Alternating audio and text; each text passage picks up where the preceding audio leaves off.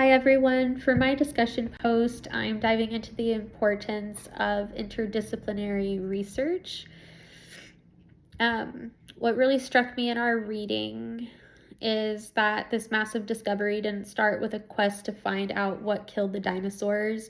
It started with simple, pure curiosity about something entirely different from that. So while Walter was in Italy researching plate tectonics and magnetic reversals, he noticed a glitch in the rock.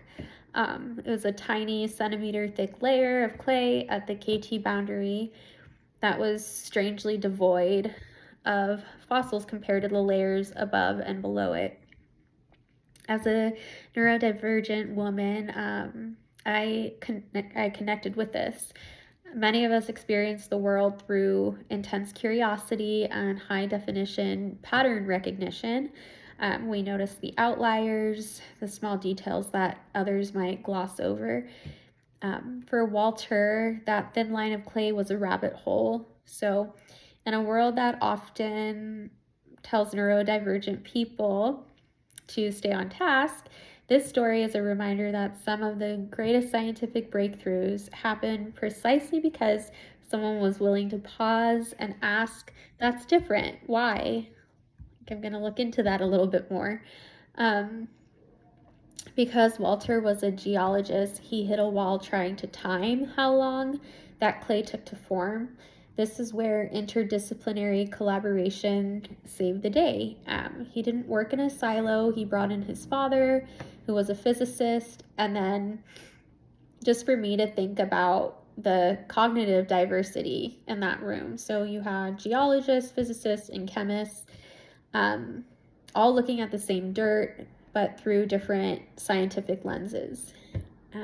Louise suggested using iridium as a cosmic timer. Iridium is rare on Earth, but common in meteorites. So when they tested the clay, they didn't just find a little iridium or iridium. I don't know how to pronounce that. Anyways, they found an anomaly 30 times higher than expected.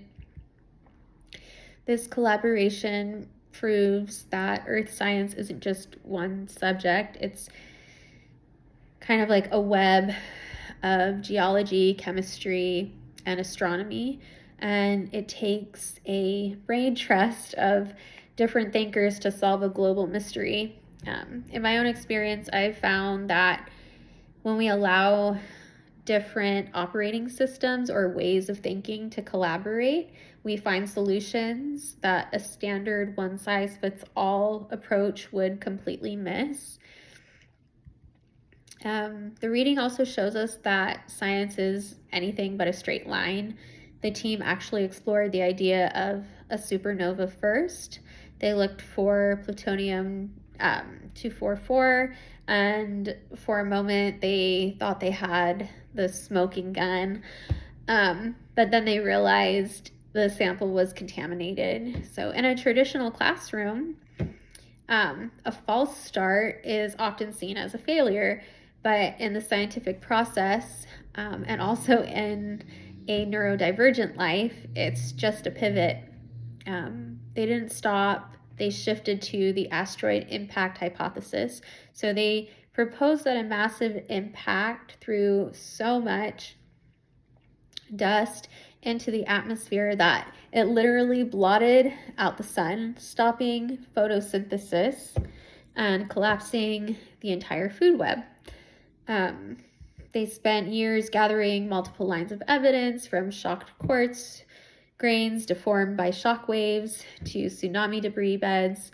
It was not until 1991, over a decade later, that the Chicxulub crater, and I know I mispronounced that, linked to their theory as the ultimate proof. This kind of persistence is a testament to the scientific spirit. This course has fundamentally changed how I view science. I used to see it as a neat textbook list of correct answers. Now I see it as this ongoing, messy, and beautiful process of asking questions. The Alvarez story teaches me that science grows through collaboration and really the courage to follow a pattern to its conclusion. For me, it's a validation that being different and noticing the tiny details aren't just personal traits, but they're scientific necessities, and I hope they serve me well as my future is in science and psychology.